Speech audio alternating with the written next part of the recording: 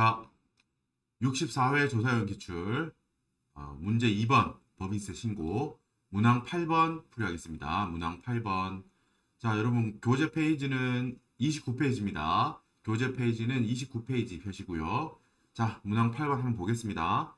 문항 8번 우리 인건비 중에서도 상여 퇴직급여 관련한 문제입니다. 자, 문항 8 읽어볼게요. 회사의 영업본부에 근무하다 2021년 12월 31일에 퇴직한 임직원에 대한 단기 중 인건비와 관련한 자료는 다음과 같다.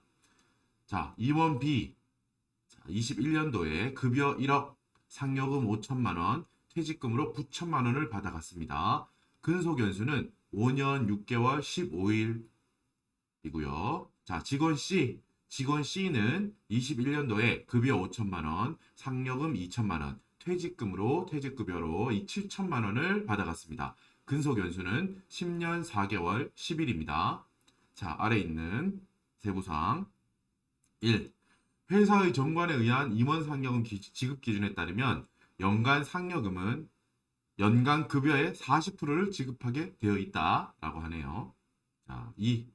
회사는 퇴직급여 충당금을 설정하지 않고 퇴직할 때마다 비용으로 처리하고 있다. 정관에 의한 퇴직급여 지급 규정은 없다라는 거예요. 자, 여러분 이렇게 문항 8번 읽어봤죠? 문항 8번은 그렇게 길지는 않습니다. 그죠? 자, 요것도 여러분 65회에서 많이 봤던 친구죠? 많이 봤던 항목입니다. 자, 상여금과 퇴직급여 있는데 자, 여러분 정리했던 거 기억납니까? 65회에서. 자, 심플하게 생각하면은 그렇죠. 심플하게 한번 떠올려봐요. 여러분 직원 있죠, 직원? 직원한테 주는 거는 결론, 제가 앞에 설명을 많이 했었는데 결론부터 한번 떠올려 보자고요. 어때? 직원한테 주는 거는 뭐 어떤 기준을 초과했다 그렇다고 해도 어떤 것도 문제되지 않는다 라고 외우자고 했잖아요. 그죠? 급여를 주든 상여금을 주든 퇴직급여를 주든 기준은 있을 거야. 그죠? 뭐 상여금 주는 어떨 때 상여금은 보너스잖아요. 보너스는 언제 어떤 걸 했을 때 뭐 성과금이나 상여금으로 몇 퍼센트를 뭐 상여금으로 준다. 급여의 몇 퍼센트를 준다. 뭐 이런 기준이 있을 거고 퇴직금도 뭐 몇 년 이상 뭐 일한 사람에 대해서 몇 년치를 얼마 정도 우리 회사는 주겠다라는 게 규정이 있다고 해봐요. 자, 그런 규정이 각각 있겠죠. 자, 직원한테는 그 규정을 초과해서 주더라도 문제 삼겠다, 삼지 않겠다라는 거예요. 세법은 문제 삼지 않겠다는 거예요. 기본적으로 뭐 직원은 그럴 거 아니에요. 보통 일반적으로 특수한 경우는 말고요. 직원이라고 하면 직원이 마음대로 회사에 야, 나 보너스 받고 싶으니까 이만큼 내놔. 퇴직할 거니까 야, 내가 원하는 거 이만큼 내놔. 이렇게 못할 거 아니야. 영향력을 행사하지 못할 거 아니야. 그냥 만약에 회사가 좀 여유가 있거나 좀 정책적으로 직원들한테 좀 복지 차원이라던가 퇴사하는 직원에 대한 지원 차원이라던가 이렇게 회사에서 우리가 기준은 이만큼이지만 그거보다 더 많이 줄 거야 직원들한테 이런 건 어때요? 권장할 만하겠죠. 오히려 세법에서 많이 줬다고 해서 왜 기준보다 많이 줬어? 라고 송금 불살임할 거야. 회사 너 비용 처리 안 해줄 거야. 이렇게 하지 않는다고요. 직원한테 주는 거는. 그죠? 이해됐죠? 그렇게 외우자고 했습니다. 직원한테 주는 거는 문제 삼지 않는다. 이렇게 심플하게 외워버리면 돼요. 그죠? 자, 임원은 어떨까요? 임원은 여러분 상여금하고 상여금 퇴직급여에 가는 게 문제가 될 거 아니에요. 그죠? 급여 같은 경우는 당연히 정해진 급여 체계에 따라서 줄 거고 보너스, 상여금 이쪽이 문제인데 상여금은 어떻다고 했죠? 아, 결론부터 즉 임원한테 주는 상여금과 퇴직급여는 한도 금액까지만 송금으로 인정해 줍니다. 그죠? 한도 초과분은 송금 불산임 할 거예요. 송금 불산임 회사의 비용으로 보지 않는다는 거예요. 자, 그리고 한 가지 더 중요한 거 있었죠, 여러분? 뭐 있었어요? 상여금하고 퇴직급여 두 개가 있는데 중요한 차이점이 있었는데 자, 상여금 같은 경우는 요거 정리는 여러분 제가 지금 이제 말로만 할 건데 정리는 65회에 잘 돼 있죠. 요거 지금 여기는 안 적혀 있는 부분까지 적혀 있으니까 워크북 6권 참고하시면 되고요. 상여금 같은 경우는 보너스에 관한 거니까 그게 정관 규정. 회사가 설립할 때 우리 회사는 뭐 자본금은 얼마로 하고 뭐 임원은 몇 명으로 하고 막 이런 게 자세하게 돼 있는 게 정관이야, 정관. 정관이 나와 있습니다. 정관에 우리 회사는 이런 경우에 임원한테 상여금을 이만큼 주겠다 이런 게 적혀 있을 거예요. 거기 정관에 상여금 지급 규정이 있거나 주주총회에서 정했거나 주주총회 열어가지고 주주들이 회사의 주인인 주주들이 모여가지고 자 임원들 고생했으니까 앞으로 우리 회사는 이런 경우에는 임원들한테 이만큼 보너스를 주기로 합시다 라고 거기서 정했대요. 주주총회에서 규정을 정했대요. 보너스 주는 규정을. 그리고 세 번째 이사회 결의. 임원들 보통 우리 뭐 대표이사, 뭐 전무이사 이런 임원들, 회사 임원들이 모여서 하는 회의가 이사회죠. 회의체. 거기서 정한 거야. 우리는 뭐 스스로에 대한 임원을 정하는 거예요. 보너스를. 우리 회사에서는 임원들이 이런 경우에 얼마를 받아가도록 하자. 자기 급여를 자기가 정한다고 볼 수 있긴 하겠죠. 이사회에서 어떤 규정을 정해서 상여금 주는 기준을 마련했다고 해봐요. 자, 이 세 경우 다 상여금은 인정돼요. 세 경우에서 다 지급하려고 한 기준이 있다는 거예요. 기준. 그 기준이 있다면 다 세법은 인정해요. 그 기준까지는 보너스 준 거를 송금으로 인정하겠다라는 거예요. 회사의 송금으로. 뭐요? 정관 규정 인정해요. 상여금에 관한 걸 지금 정리하고 있습니다. 상여금에 대한 정관 규정 인정. 주주총회에서 정한 규정 인정. 이사회에서 정한 거 인정. 이렇게 했었죠. 이거 뭐 보너스 주는 거 이렇게 해요. 보너스 주는 건 이렇게 인정해요. 자, 이번에는 퇴직금. 퇴직급여는 여러분 뭐예요? 퇴직급여는 뭐만 인정해요? 정관 규정에 있는 것만 인정해요. 정관 규정에 퇴직금은 우리 회사는 이런 경우에 이만큼을 주기로 한다라는 거를 정관에 얼마라고 적어 놓은 그 금액만 인정합니다. 세법은. 거기까지만 송금으로 인정하고 혹은 주주총회나 이사회에서 퇴직금을 만약에 이렇게 그 정한 규정이 있다고 해요. 만약에 있다고 해요. 그거는 세법은 인정하지 않아요. 그 경우는 어떻게 한다고? 그 경우에는 법정 산식으로 한다는 거예요. 알겠죠? 이거 잘 정리해야 됩니다. 헷갈리거든요. 자, 보너스, 상여금은 정관 규정, 주총 결의에 의한 규정, 이사회에서 정한 규정, 요 세 개에서 정한 기준이 있다면 다 인정해요. 송금으로. 그 한도까지 세법이 인정해줘요. 송금으로 봐줘. 하지만 퇴직금은 어떻다고요? 퇴직금은 정관에 있는 퇴직금 규정에 의한 금액만 인정해요. 주주총회에 의한 기준, 이사회에 의한 기준, 그런 거를 뭐 자기들이 만들었을 수는 있겠죠. 그 기준이 있다고 해도 주총이나 이사회 결의에 의한 퇴직금 기준을 정했다고 하더라도 세법은 그건 아예 보지도 않아. 그렇다면은 정관 규정이 없냐? 그렇다면 뭐 주총이나 이사회에서 너희들이 만들었더라도 무조건 법정 산식으로 한다고요. 알겠죠? 정관 규정이 없다. 그럼 무조건 그걸로 한다. 법정 산식으로 한다. 이렇게 암기하면 돼요. 뭐가 헷갈리겠어요? 예를 들어서 이 회사는 퇴직금을 줄 때 정관에 의한 퇴직금 지급 규정은 없는데 주주총회에서 퇴직금을 얼마를 기준을 정했다. 얼마를 주기로 기준을 정했다. 그래서 줬다. 라고 하면은 어때요? 이 문제에서 만약에 그렇게 나왔다. 그러면은 어때? 인정한다? 안 한다? 한다? 안 한다? 안 한다는 거예요. 퇴직금은 정관 규정만 인정한다. 라는 거야. 주총이나 이사회에서 결정한 기준이 혹여나 있더라도 인정하지 않아. 그러니까 새로 법정 산식으로 새로 계산해서 기준 초과인지 아닌지를 결정한다는 거예요. 알겠죠? 요거 여러분 지금 제가 말로 다 했는데 정리는 어디 돼 있죠? 65회 차에 돼 있으니까 워크북 6번은 가가지고 한번 눈으로 한 번 더 확인하세요. 자, 여기 임원 B, 직원 C 있는데 한번 볼게요. 직원 C 밑에 파란색부터 볼게요. 직원 C. 직원에게 주는 상여금과 퇴직급여는 어떻다고요? 세법이 문제 삼는다, 안 삼는다? 문제 삼지 않는다고. 직원은 힘이 없어요. 열심히 그냥 일했을 뿐이야. 보너스 주는 거 받았고 퇴사할 때 받아가라는 돈 받아갔을 뿐이야. 직원은 회사에 강제로 영향력 끼쳐가지고 많이 달라고 할 수 없다. 그냥 일반적인 경우에 그렇다라는 거예요. 자, 어때요? 지급 기준 초과했는지 안 했는지 상관없이 직원한테 준 보너스, 상여금, 그리고 퇴직급여는 전부 다 손액, 송금 인정이야. 그러니까 어때요, 여러분? 결론이 뭐야? 직원 C 옆에 있는 이 칸 있죠? 5천만 원, 2천만 원, 7천만 원 이거.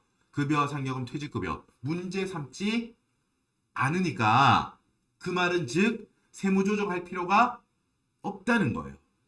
알겠죠? 그렇게 결론이 나는 거예요. 직원한테 준 급여, 상여금, 퇴직금은 하나도 문제 삼지 않겠다고 세법이 정했으니까 여기 있는 숫자들은 보고 그래 교수님께서 그냥 네가 그러니까 그 수험생 네가 이 규정을 아니? 직원한테 준 거는 문제 삼지 않겠다고 문제 삼지 않겠다는 세법의 입장을 네가 알고 있니? 라는 거예요. 어때? 교수님한테 대답하는 거죠. 알고 있습니다. 라고 하면 이 직원 C 옆에 있는 숫자들은 그냥 보고 넘어가면 되는 거야.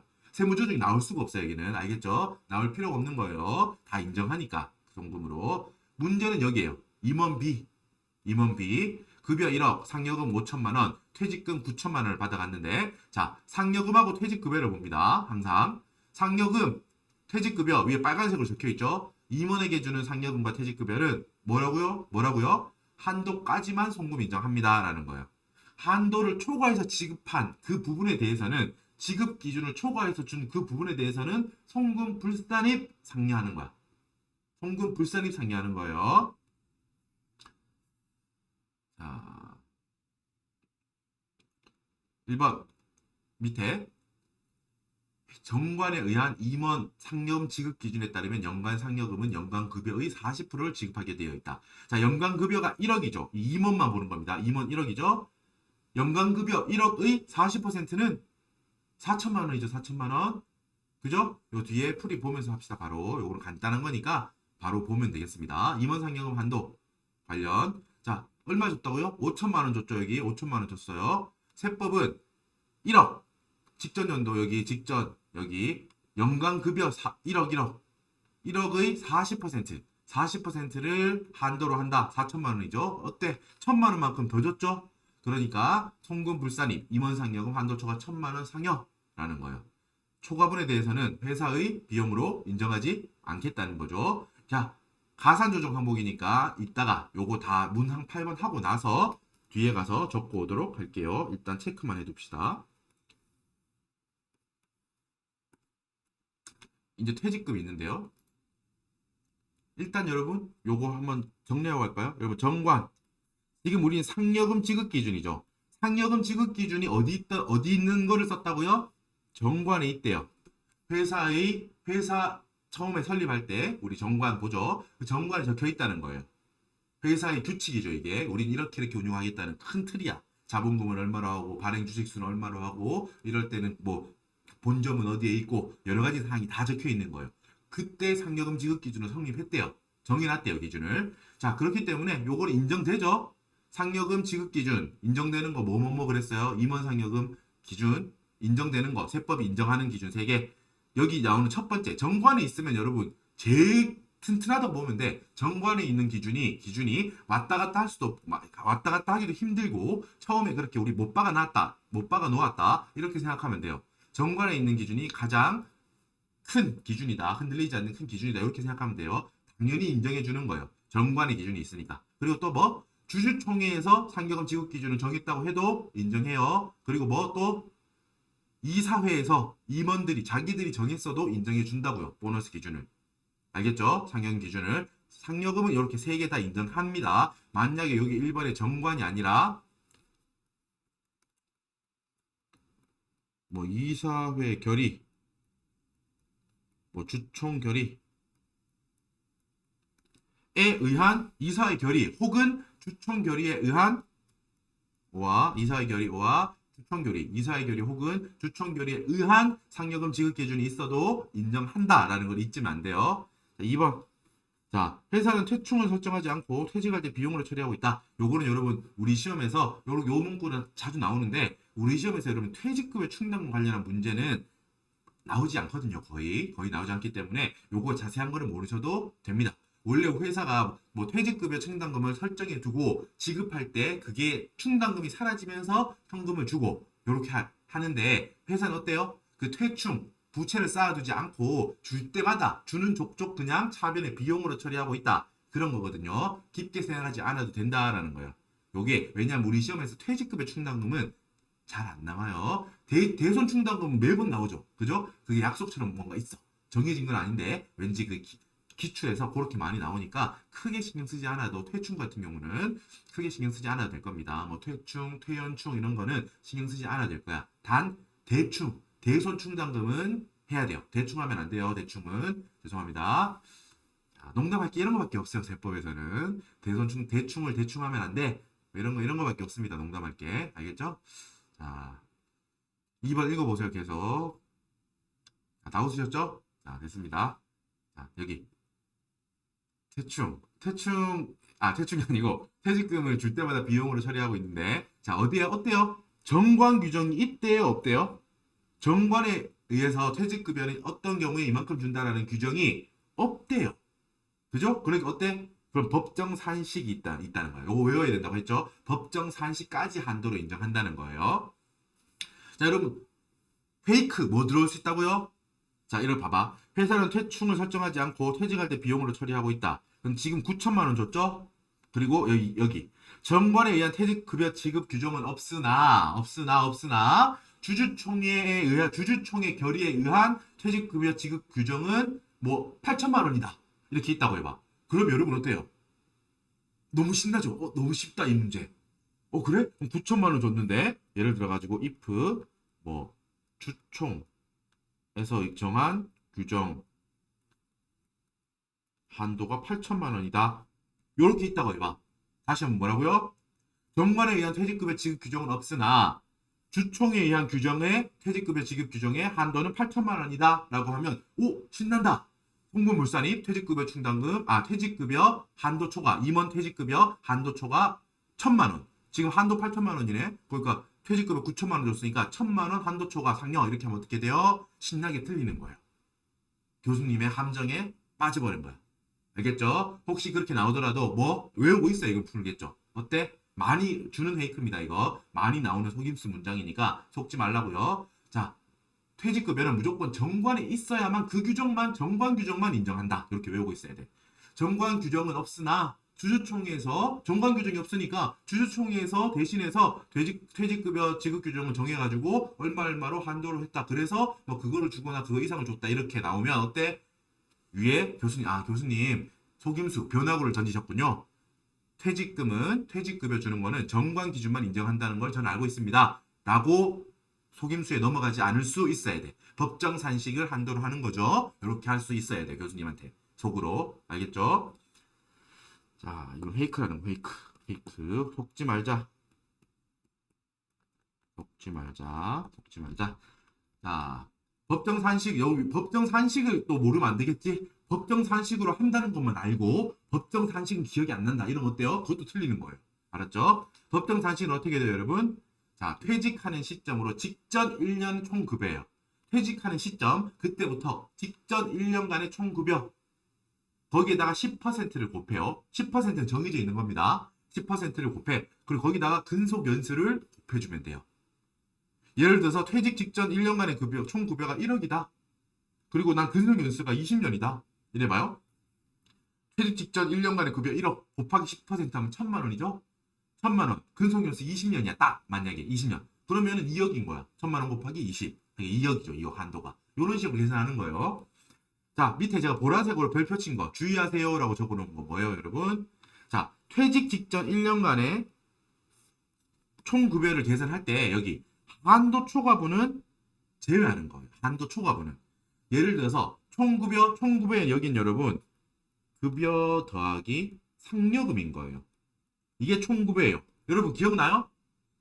기억납니까? 우리 앞쪽에 가봐요. 뭐 말 나온 김에 보고 오면 되겠지. 40회 여기 외워두자. 소득세 문제 봐봐. 마침 이번 회차 첫 번째 문제가 여러분 뭐였어요? 총급여에서 근로소득 공제 빼서 근로소득 금액 구하는 거였죠. 기억나요?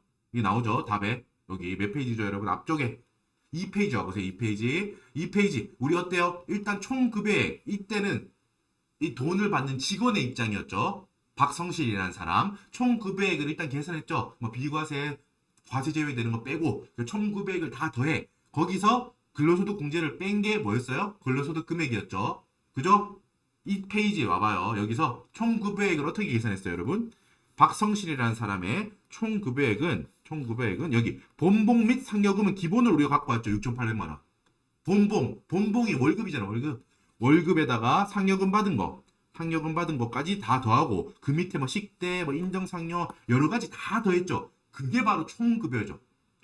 그죠? 그러니까 우리가 지금 구하는 게 본봉만 가지고 오는 게 아니라는 거야. 월급만 가지고 와서 그것만 계산하는 게 아니고 뭐 월급, 보너스, 뭐 다른 거 받은 거 이런 거 다 합친 그 총급여. 퇴사 직전 1년간 퇴사 직전 시점으로부터 직전 1년이에요. 직전 1년. 직전 1년간 받은 급여, 보너스 이런 걸 다 합친 금액이에요. 그죠? 다시 돌아갈게요. 여기 확인이 되죠. 총 900은 여기 본봉 상여금 다 더한 거라는 거. 확인이 됐고, 자, 다시 돌아왔어요. 몇 페이지? 우리 보고 있는 29페이지로 돌아왔죠? 자, 퇴직 직전 1년간 그 사람이 받아간 총 급여예요. 총급여, 그 임원의 총급여인데, 이 총급여에는 당연히 급여, 상여금, 뭐 기타 등을 다 더한다는 거를 여러분 지금 보고 왔고요. 중요한 건 이거죠. 한도 초과분은 제외라는 건데, 무슨 말이죠, 이게?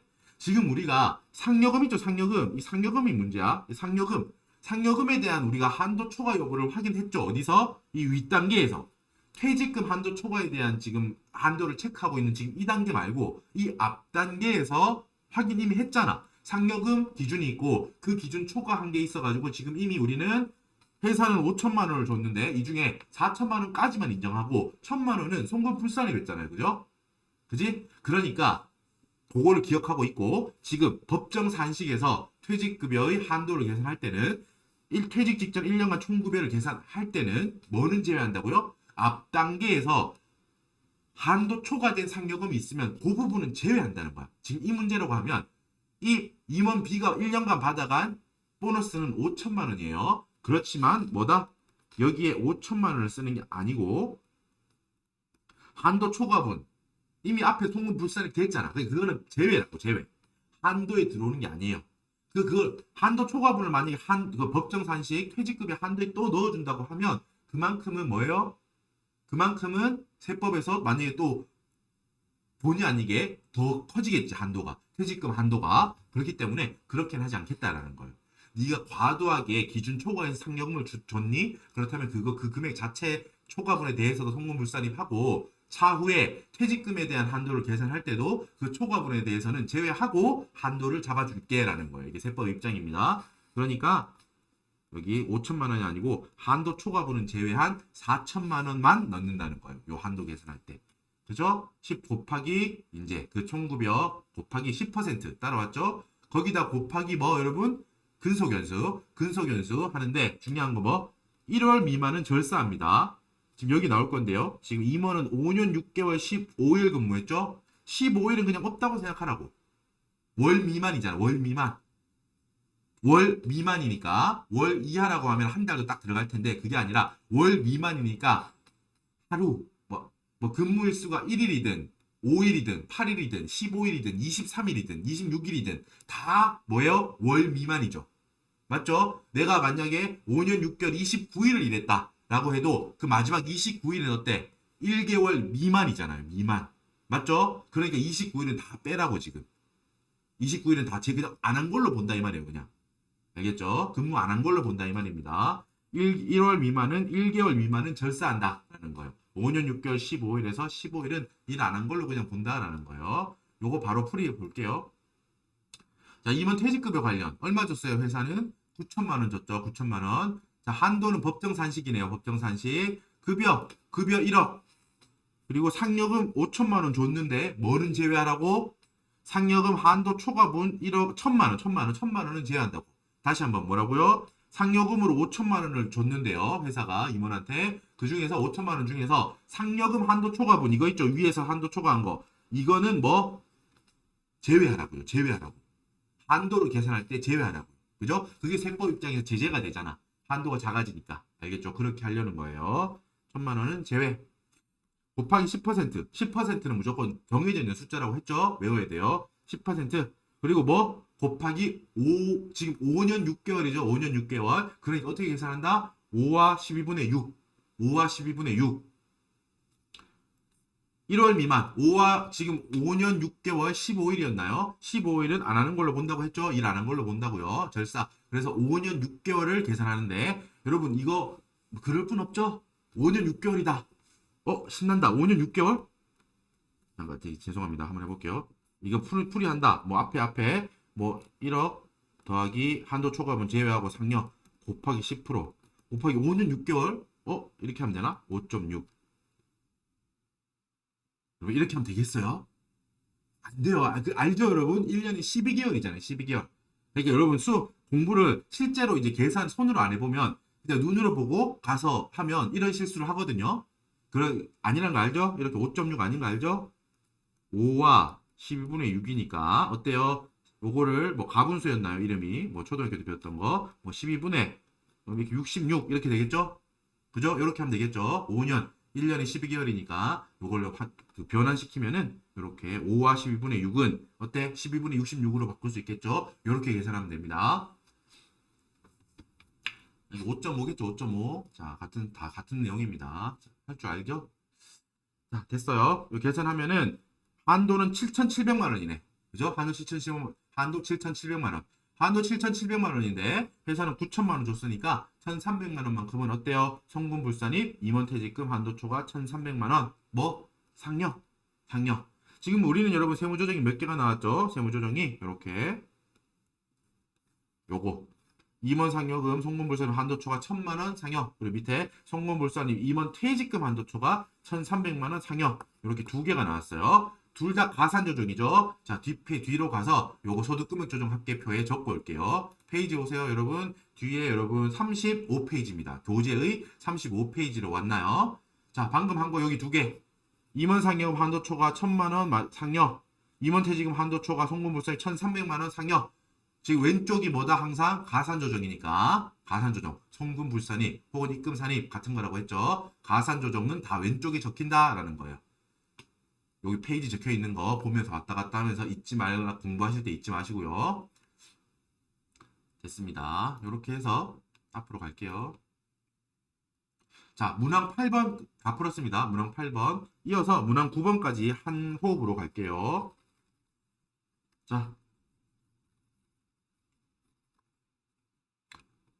문항 9번, 뭐 역시 29페이지입니다. 문항 9번 지금부터 풉니다. 문항 9번. 9. 판매비와 관리비. 그럼 비용에 관한 문제네요. 회사의 손익계산서상 판매비와 관리비 계정에는 다음의 사항들이 있다. 잡비, 뭐 이런저런, 뭐 잡다한 비용이라는 뜻이지. 잡다한 비용. 여러 비용이라는 뜻이죠. 400만 원, 출자 임원 지분율 5%에 대한 사택 유지비 있고요. 300만 원은 임원이 아닌 대주주의 자택에 대한 수선비, 세금과 공과금, 재산세 200만 원 냈네요. 업무 무관자산에 대한 재산세네요. 그리고 부가가치세 100만 원은 뭐 공장 신축하는 목적으로 토지를 구입했는데 구입한 토지의 지상 건축물 철거에 관련된 부가가치세 매입세액이래요. 자, 요것도 9번 항목도 어때요? 짧죠? 내역이 한번 얼른 분석해 보겠습니다. 일단 여러분 지금 여기 있는 내역들이 뭐라고요? 손익계산서에 판매비와 관리비 계정이 있는 애들이라고 했지? 그 얘들은 전부 다 어떻다는 거야? 당연한 말이지만 한번 짚고 갈게요. 비용 처리했다는 거예요, 회사가. 그죠? 잡비, 뭐 재산세, 부가가치세 이런 거 전부 다 비용 처리했다는 거야. 비용 처리. 그거를 기본적으로 잊으면 안 돼요. 이걸 보고 이걸 뭐 어떻게 하라는 거지? 라는 생각이 들 수 있는데 뭐다? 회사가 이 친구들을 지금 다 이 항목 4개를 각각을 다 비용 처리했다라는 거예요. 대변에 현금 나가면서 차변에 비용 이렇게 했다는 거예요. 비용. 이름은 다 명목이 다 다르겠죠. 하지만 중요한 거는 차변에 다 비용이라고 썼다는 거예요. 세법은 그걸 이제 판단한다는 거지. 뭐 부당한 비용은 아닌가? 비용이 아니라 자산이 돼야 되는 애가 있는 건 아닌가? 뭐 이런 세법의 관점으로 얘들을 검토해 보라라는 거예요. 이상이 없다면 그냥 두면 되겠죠. 이상이 없다면 그냥 두면 얘는 자연스럽게 단기순이익이 작아지는 단기순이익에 미치는 효과가 마이너스니까 자연스럽게 그냥 비용으로서 인정될 거고요. 송금으로 인정될 거고 세법으로 봤을 때 뭐 부당한 비용이라던가 뭐 비용이 아니라 일단 유보해가지고 자산으로 해야 될 것 같은데 뭐 이런 세법의 입장을 따라서 일단 뭐 송금 불산입 돼서 아예 영원히 비용으로 인정되지 않거나 나중에 자산 처리했다가 나중에 비용 처리되거나 이런 세무조정이 필요한 경우가 있겠죠. 그거를 지금 하는 겁니다. 볼게요. 일단 제일 위에 있는 1번 항목 400만 원. 자, 출자 임원에 대한 사택 유지비인데 자, 지분율이 5%이기 때문에 일단 뭐다? 소액 주주는 아니에요. 소액 주주는 여러분 일단 위에 여기 있죠? 지분율이 1% 미만이면 소액 주주예요. 요걸 외워줘야 돼요. 뭐? 지분율. 주식을 갖고 있는데 회사의 주식을 갖고 있는 사람이 그 지분율 몇 퍼센트를 갖고 있느냐 했을 때 1% 미만으로 갖고 있으면 그 사람은 소액주주입니다. 딱 1% 갖고 있으면 어때요? 그럼 소액주주 아니에요? 1% 미만이라고 했잖아. 1%는 안 된다고. 1% 이하였다면 1%까지 소액주주이겠죠. 하지만 기준이 어때요? 지분율 1% 미만이잖아. 그러니까 딱 1% 가진 사람은 소액주주는 아닙니다. 소액주주 아닙니다. 자, 그렇게 있는데 일단 소액주주가 아닌 출자 임원에 대한 사택 유지비인데 여러분 여기 출자 임원이라고 돼 있잖아요. 출자 임원. 요거는 무슨 소리냐면 자, 여러분 임원 있죠, 임원. 임원은 우리가 쉽게 생각하면 대표이사 떠올리라고 했잖아. 대표이사, 상무 뭐 이런 사람들. 자, 세단 타고 다니는 그런 사람들, 윗사람들, 그 회사의 고위층들. 자, 임원. 그게 기본적으로 우리가 임원이라고 하잖아. 임원. 그 이사회 임원들이지. 임원들. 자, 근데 여러분 그 임원도 어때요? 회사의 주식을 살 수 있겠죠. 자사주 매입을 통해서 이런 식으로 회사의 주식도 살 수 있겠죠. 그지? 출자. 출자는 여러분 뭐예요? 우리 회계실무 할 때 자본 쪽에서 많이 말씀드리죠. 출자, 자본금. 자는 자본금이고 이거 출은 뭐 낸다는 뜻이야. 낼출, 날출. 자본금을 냈다. 이런 거. 출자는 자본금을 낸다는 뜻입니다. 즉 회사의 주식을 샀다. 회사의 주주다 이 말이야. 같은 말이에요. 다. 주주다. 주주 이 말이에요. 출자란 뜻은 자본금을 냈다라는 거고 자본금을 냈다는 거는 회사의 주주란 뜻이에요. 그죠? 그러니까 이 사람은 이중적인 지위가 있는 거야. 이 사람은 회사에서 일하는 임원이기도 하면서 회사의 주식도 샀어. 회사의 주식도 사서 지분도 갖고 있어. 그럼 그런 사람들 우리는 출자 임원이라고 한다는 거야. 어렵지 않죠? 이중지위라는 거야. 이중지위. 출자 임원은 이중지위입니다. 이중지위를 가지고 있다고 합니다. 뭐? 회사의 임원이기도 하고 기본적으로 그렇겠죠? 기본적으로 임원인 거야. 근데 그 임원이 주식도 샀다는 거야. 내가 다니는 회사의 주식도 갖고 있어. 그렇다면 그 사람을 우리는 출자한 임원이다. 임원인데 회사의 자본금까지 냈다. 그러면 어때? 그 사람은 임원의 역할도 있고 주주의 역할도 되고 두 개 있는 거예요. 그런 경우에 우리는 출자 임원이라고 합니다. 자, 그 출자 임원이 있다고 해봐요. 그 출자 임원이 여러분 사택 회사에서 뭐 이렇게 사택 되게 좋은 뭐 되게 비싼 아파트라던가 뭐 이렇게 뭐 주택 되게 비싼 동네에 뭐 이런 주택을 사가지고 거기에 이제 살게 해주고 그 월세 이런 걸로 다 회사 돈으로 내주고 있다고 해봐요. 뭐 수선 뭐 회사 월세라든가 그 주택에 대한 월세라든가 여러 가지 돈 들어가는 거를 전부 다 회사 돈으로 살게 해주고 있다고 해봐. 이 임원한테. 그렇다면 여러분 어때? 여러분 송금 불산이 간다는 거예요. 여러분 여기 입장을 잘 알고 있어야 돼요. 왜 그걸 송금 불산이 하죠? 라고 생각이 드는데 회사에 뭐 일하는데 왜 그렇게 하죠? 라고 할 수 있는데 여러분 여기 CF라고 해서 비교죠. 비교라고 해서 일단 결론 이렇게 되는 거야. 출자 임원한테 지급한 걸로 보는 그 사택의 유지비는 송금 불산입 상여. 돈 준 걸로 봐. 돈 준 걸로. 출자 임원, 야씨 네 돈으로 그걸 해야지. 집 사고 뭐 집 월세 내고 해야지. 그걸 회사 돈으로 하냐? 세법은 제재하려고 하는 거야.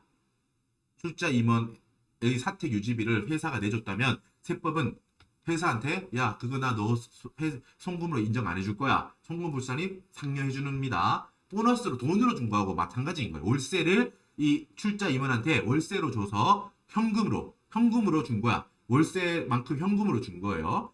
받아서 이 출자 임원이 월세로 낸 걸로 보겠다는 거지. 그죠? 회사 입장으로는 비용 인정받지 못하고 여기 그 출자 임원 입장에서는 상여 처리됐으니까 근로소득으로 또 잡힐 거 아니야. 총구부에 또 들어오기 때문에 소득세 부담이 늘어나겠죠. 그죠? 그렇게 세법이 제재한다는 겁니다. 자, 여러분 세법이 요거를 왜 분리해서 외워야 돼요? 왜냐면 요것도 시험 많이 나오거든. 출자 임원이고 지분율이 5%라고 딱 적혀 있잖아. 뭐야? 출자를 했는데 소액주주는 아니란 거죠. 그지? 소액주주는 1% 미만 지분 갖고 있는 사람들인데 1% 이상 갖고 있으니까 이 사람은 소액주주가 아니라는 거예요. 맞죠? 그 경우에 사택 유지비를 제재한다는 건데 위에 어때요? 만약에 여러분 우리가 일반적으로 말하는 임원은 비출자 임원이겠죠. 우리가 따로 굳이 출자 임원이다라고 말하지 않고 그냥 회사의 임원이다, 대표이사다 라고 문제에 나온다면 그건 어때요? 그거는 따로 출자를 했다는 말이 없으니까 비출자 임원을 가정하고 말하는 거죠. 그게 더 일반적인 경우니까. 맞죠? 맞죠? 동의하시죠? 보통 임원은 주주가 아니죠. 그냥 일하는 임원이다 라는 거야. 그러니까 따로 그 언급이 없다면 우리는 비출자 임원으로 가정을 하고 문제를 푸는데요. 여기 비출자 임원, 비출자 임원 제가 용어 해설해 드렸으니까 이해가 되죠.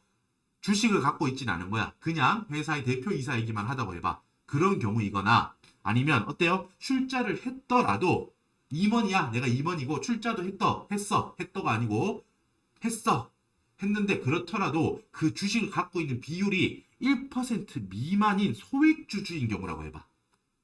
소액주주 임원인 거야. 출자 임원인데 소액주주인 출자 임원이야. 이해돼요? 그러니까 지금 경우가 두 개지. 어때요? 비출자 임원. 주식을 하나도 갖고 있지 않은 그냥 일반적인 경우의 임원.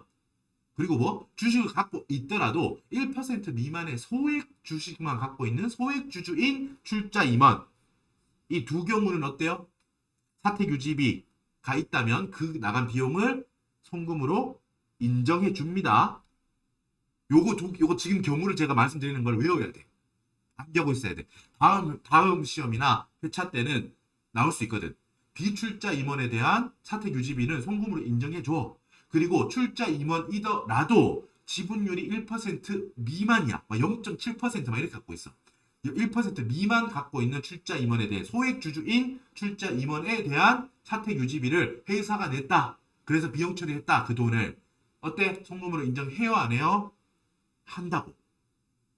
알겠죠? 그러니까 지금 제재하는 건 뭐예요? 자, 출자 임원. 소액 주주가 아닌 출자 임원을 제재하려고 하는 거예요.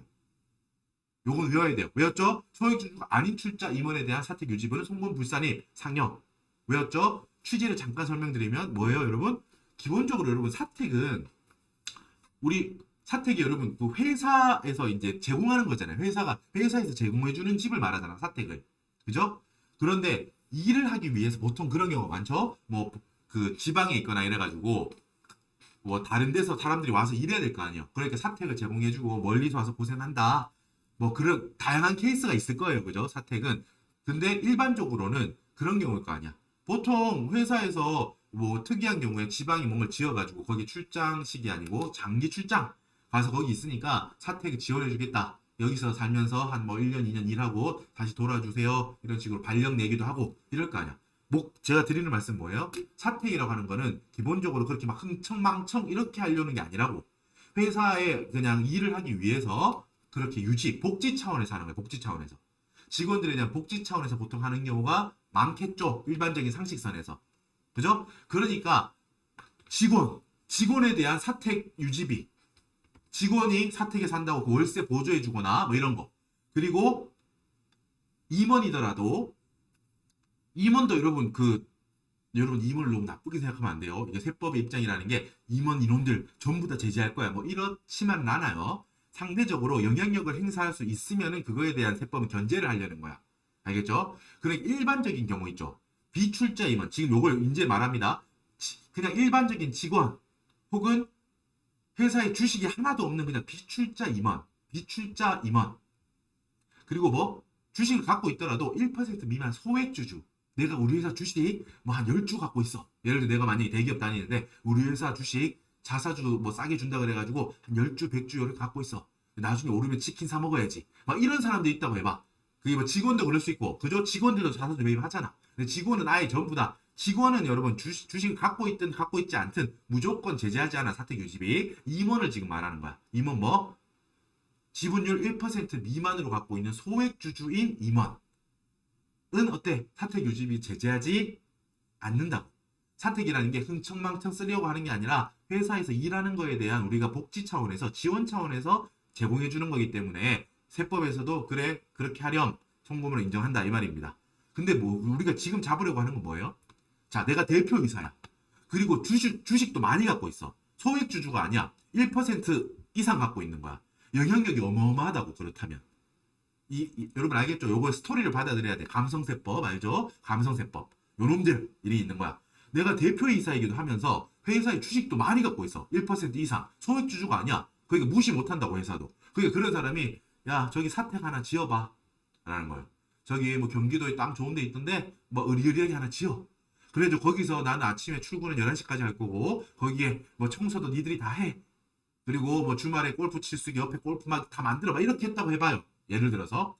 그러면 여러분 회사에서 영향력이 지금 엄청나잖아. 대표 이사면서 소액 주주도 아니야. 주주면서 주주인데 영향력도 있어. 그렇다면 회사 입장에서는 거부하지 못할 거 아니에요. 전부 다 예, 그래야 그러므립쇼 하면서 다 하고 비용도 다 회사에서 다 대준다고 해봐. 세법은 그런 경우는 제재해야겠다는 거야. 결론은 뭐 이해되죠? 제가 좀 말이 길어졌는데 이해되죠? 결론은 자기의 영향력을 이용해서 사택 이런 거를 막 마음대로 막 사적으로 유용할 수 있는 그런 가능성이 있다면은 좀 제재를 해야 되니까 그런 경우에 사택 유지비는 송금불산을 하겠다 이 말입니다. 자, 그 기준을 세법은 뭘로 본다고요? 출자 임원. 어떤 출자 임원? 소액 주주가 아닌, 즉 1% 이상 주식을 갖고 있는 출자 임원들에 대해서는 제재하겠다. 이렇게 결론 내면 되겠죠? 말이 길었는데 결론은 이런 한 문장으로 정리되네요. 뭐? 다시 한번 말할게요. 우리 어차피 암기해야 된다고. 알았죠? 회사는 사택 유지비는 언제 제재한다고요? 사택 유지비에 대한 제재는 지분율 1% 이상을 갖고 있는 출자 임원에 대한 사택 유지비를 제재한다. 송금불산입 상여로 한다. 라는 거예요. 됐죠? 자, 밑에 그러니까 송금불산입 400만 원 상여한다는 거예요. 옆 페이지에 있다가 다 정리할게요. 300만 원. 임원이 아닌 대주주의 자택에 대한 수선비. 여러분, 이거 딱 보는 순간 여러분 어때요? 일단 임원이 아니야. 그리고 대주주라고 했죠. 제가 방금 말한 취지 있죠. 이거는 사택은 아니야. 사택. 사택은 회사에서 여기 사세요라고 직원 임원들한테 제공하는 게 사택이고요. 자택은 그냥 대주주는 되게 부자야. 부자겠지? 그게 자기 집에 살겠지. 자기 집에 사는데 여러 가지. 야 와서 골프 뭐 예를 들면 이런 거요. 야 그 골프 연습하게 뭐 좀 지어라. 그리고 골프 해야 되니까 옆에서 뭐 옆에 보조하는 이런 비용 같은 거 다 니들이 대라. 이런 거 자택에 대한 뭐 고장났으니까 고쳐. 회사 돈으로 우리 집 와서 고쳐 이랬다는 거야. 대주주가. 그럼 여러분 뭐라 그랬어요? 회사 입장에서 만약 실무자야 내가. 그러면 야 안 돼. 그런 부당한 건 할 수 없어. 뭐 그렇게 하면 어떻게 되겠어요 여러분? 부당하게 되게 핍박받을 거 아니에요. 그러니까 어쩔 수 없이 했게 해줬겠죠. 어쩔 수 없이. 그렇다면 세법은 그걸 발각했어. 대주주 이놈 왜 그런 짓 하냐라는 거야. 그죠? 하면 안 될 것 같죠. 딱 보는 순간. 자기 집에 대한 수선비를 회사의 비용으로 처리했어. 이거 딱 보자마자 부당한 게 팍팍 느낌이 오잖아요. 그죠? 송금불산입 300만 원. 여러분 요거 소득처분 뭐 당연히 배당이겠죠. 돈으로 준 거야. 주주가 와가지고 주주가 놀러 왔어 회사에. 야 뭐 최부장 뭐 최대리 뭐 지금 여기 우리 집에 뭐 고장 났던데 좀 고쳐놔라고 해서 갔다. 지금 그렇게 하냐. 그냥 가서 고쳐놓은 거야. 300만 원 들여가지고. 그 경우잖아. 결국 뭐하고 똑같아? 주주한테. 주주가 돈을 가져간다는 건 배당을 받아갔다는 거지. 배당으로 300만 원 받아가서 그 돈으로 자기 집을 고친 거하고 똑같이 보는 거예요. 그지? 하지만 송금불산 400만 원 배당하면은 어떤 차이점이 있죠? 직접 현금 준 거하고 뭔 차이죠? 일단 뭐 회사 입장에서는 비용으로 인정하지 않아요. 그죠? 세법은. 그러니까 송금불산입이고 배당으로 처리했으니까 어때? 이 주주의 배당 소득세를 내야겠죠. 요 300만 원에 대해서. 그지? 그 차이점이 있다는 거예요. 소득세를 더 추가적으로 내라 이놈아. 이렇게. 300만 원 현금 받아간 거하고 똑같잖아. 이렇게. 됐죠? 2번까지 됐고요. 자, 재산세 200만 원. 업무 무관자산에 대한 재산세인데 업무 무관자산에 대한 재산세니까 여러분 송금불산입 200만 원 기타 사유출으로 처리하시면 됩니다. 자, 뭐 업무 무관한 거니까 느낌이 오죠. 업무하고 관련된 재산이다. 재산세다. 그렇다면 그거는 비용으로 인정되겠지만 회사가 업무 무관 자산을 갖고 있어. 뭐 대주주나 대표이사가 야 나 이번 뭐 연휴 때 연간해 가지고 나 저기 해외 가가지고 요트 타고 놀 거야. 요트 한 대 사놔. 그러면은 거기 만약 최 부장이 못 삽니다. 그런 부당한 것에는 살 수 없어요. 라고 하면 어떻게 되겠어요? 핍박 받을 거 아니야. 그러니까 어떻게든 그냥 사야 될 거 아니야. 그지? 샀어. 회사 돈으로 샀어. 그리고 그거를 돈이 나갔는데 그거를 등재하지 않으면 그거는 또 그거 자체로 위반이잖아요. 그죠? 그게 바로 그거 뭐예요? 그게 바로 분식이에요. 분식. 그죠? 현금 나갔는데 업무 무관자산 사놓고 딴 걸로 처리해놓고 정당한 비용인 척하고 이런 그건 분식이에요. 분식. 그게 아니고 분식이 나쁜 거니까 그렇게는 안 했고 현금이 나갔고 당당하게 회사에다가 회사 자산에다가 유형자산에 보트라고 올려놓은 거야. 대주주 탈 거라고. 그럼 그게 바로 뭐예요? 업무 무관 자산이잖아. 업무하고 상관없이 취득한 자산이잖아요. 그죠? 제재를 하죠. 우리 보통 어떤 제재를 하죠? 업무 무관 자산이 있다고 하면 지금 이 문제하고는 직접적으로 상관이 없는데 어떤 제재를 하는지 대답해 보세요. 우리 많이 했어. 이거 알고 있어야 돼요. 지급이자 송금불산입. 그죠? 업무 무관 자산에 해당하는 그 비율만큼 차입금에서 업무 무관 자산이 차지하는 비율만큼의 지급이자는 송금불산입한다. 첫 번째 제재. 그리고 업무 무관 자산이 있을 때 두 번째 제재는 뭐예요? 인정이자 계산. 그죠? 인정이자 계산. 가지급금. 내가 예를 들어서 방금 요트 같은 거 말고 만약에 내가 대표이사한테 돈을 빌려줬다. 10억을 빌려줬다. 회사가 대표이사한테 빌려줬다. 그러면 정당한 이자, 보통 시장 이자율만큼 받아야 될 거 아니에요. 시장 이자율만큼. 그런데 은행 이자율만큼. 근데 아니고 대표이사니까 그냥 원금만 나중에 갚으세요라고 했다는 거야. 아니면 이자를 그 금액 정당한 이자보다 적게 받거나 아예 안 받거나 이러면 어때요? 부당하다는 거야. 왜 회사 너 그런 손해를 보냐? 부당행위 계산에 적용되니까 인정이자, 입금산입, 인정이자, 상여 이렇게 했던 거 기억나죠? 잠깐 말해봤습니다. 업무 무관 자산을 딱 보는 순간 어떤 느낌을 가지라는 거예요. 제 말은 아, 요놈 제재해야겠구나. 세법 입장에서 요거 그냥 두면 안 된다. 이런 생각을 가지고 있어야 돼. 업무 무관 자산은 됐죠? 송금불산입, 업무 무관 자산 재산세 200만 원, 기타 사유 유출이라고 하면 됩니다. 왜 기타 사유 유출이죠, 여러분? 업무 무관 자산이긴 하지만 이거를 이 세금 낸 200만 원을 뭐 요트 타는 이 사람이 직접 가져간 건 아니잖아. 그죠? 그러니까 기타 사유 유출로 그냥 보는 겁니다. 이런 거 남겨줘야 돼요. 알겠죠? 업무 무관 자산에 대한 재산세는 송금불산입 기타 사유 유출이다. 추가적인 소득세를 부담시키지는 않아도 되겠다라는 거예요. 여기 부가가치세 100만 원 있고 뭐래요? 내가 공장을 지을 거야, 우리 회사가. 그래서 토지를 샀는데 자, 기존에 나는 공장을 지을 거니까 땅을 샀어. 근데 그 땅 위에 옛날에 있던 무슨 가건물 이런 게 있었대요. 어때? 그거를 밀어내고 내 건물을, 내 공장을 새로 지어야 될 거 아니야. 그러니까 지상에 있던 원래 건축물은 철거해야 되니까 철거할 때 여러 가지 돈이 들어갔대요. 부가가치세 매입세액이 들어갔다는 거야. 자, 그 부가가치세 매입세액을 회사는 비용으로 처리해 뒀는데, 자, 여러분 요거는 지금 말할 거는 부가가치세. 우리는 지금 실무 쪽은 여러분 부가가치세는 주관식 문제가 없죠. 하지만 여러분 어디 나와요? 객관식 문제. 객관식 여러분 법령 문제는 법소부, 국계, 국징 다 나오잖아요. 그죠? 12, 12, 12, 7 이렇죠. 법소부, 국기, 국징 비율이 숫자 총 50문제. 법 12, 소 12, 부 12, 국기 7, 국징 7 이렇게 50문제 나오잖아요. 그죠? 자, 거기에 많이 봤을 거예요. 여러분 이런 거 들어봤나요? 지금 이 필기는 제가 못 해뒀는데 뭐 어떻게 외워도 상관없는데 기본적으로 사세등 뭐 소비되면 이래가지고 나눠지죠. 여러분 매입세액 불공제되는 애들이죠. 이게 내가 매입세액 사오면서 돈이 들어갔어. 돈이 내 입장에서는 돈이 나갔다고. 뭘 사오면서 돈이 나갔어. 근데 그게 불공제를 받아야 될까요? 나중에 세금 우리가 부가가치세 신고할 때 내가 매입하면서 들어간 매입세액은 어때요? 매출세액에서 공제를 해서 그만큼 그 차익만큼 세금을 내는 거잖아. 그지? 그런 구조잖아요. 부가가치세가. 근데 뭐 불공제 대상이라는 거야. 왜 그러냐고? 그렇게 나눠진다는 거지.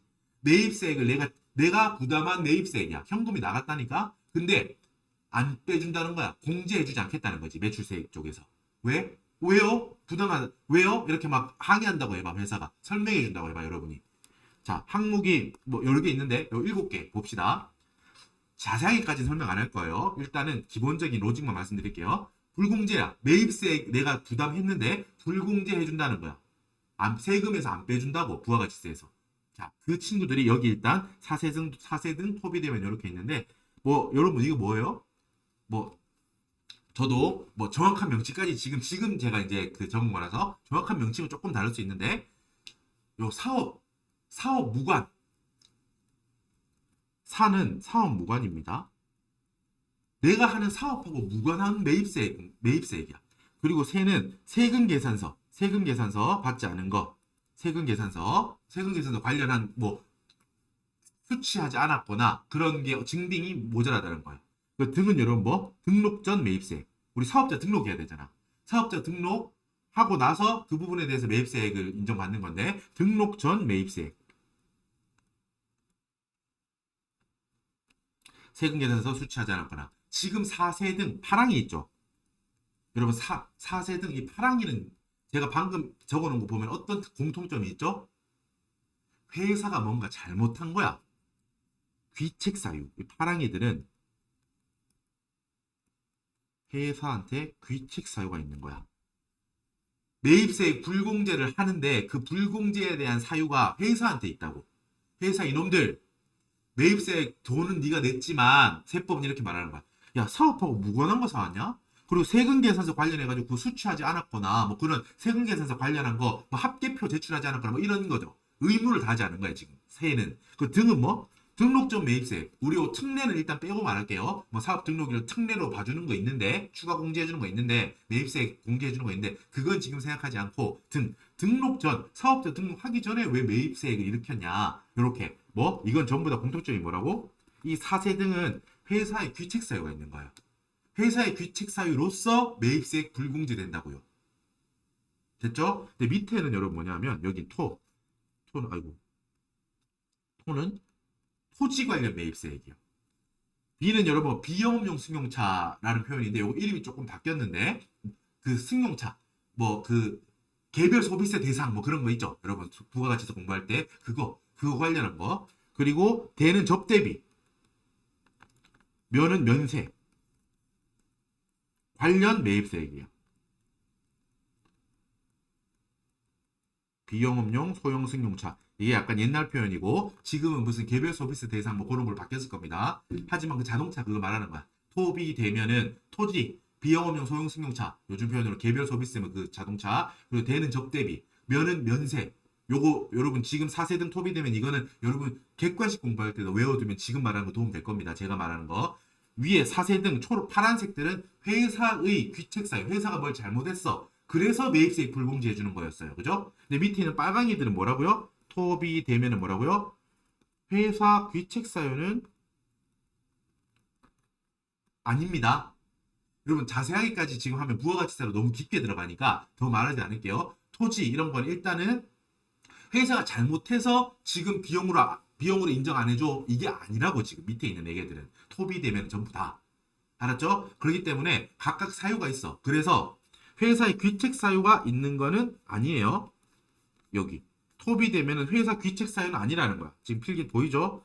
그렇기 때문에 어때? 법인세 쪽에서 송금으로 인정해 준다는 거예요. 지금 4세등 토비 되면은 여러분 부가가치세 신고할 때 불공제 되는 애들이야. 그지? 매출세액에서 불공제야. 근데 그 불공제되는 사유가 4세등 같은 경우는 회사 귀책 사유가 있으니까 회사의 귀책 사유가 있으니까 그거는 송금으로 인정하지 않는다는 거예요. 법인세에서. 근데 토비 대면 같은 경우는 뭐다? 정책적인 거야. 회사 귀책 사유가 있는 거 아니고 세법 정책적인 목적인 거야. 정책적인 목적으로 불공제해 주기 때문에 뭐다? 법인세법 쪽에서 송금으로는 인정해 준다는 거예요. 그죠? 토지에 관련된 건 여러분 그러니까 지금 이 문제가 토지에 관련된 거잖아. 결론은 이겁니다. 토지에 관련된 거야.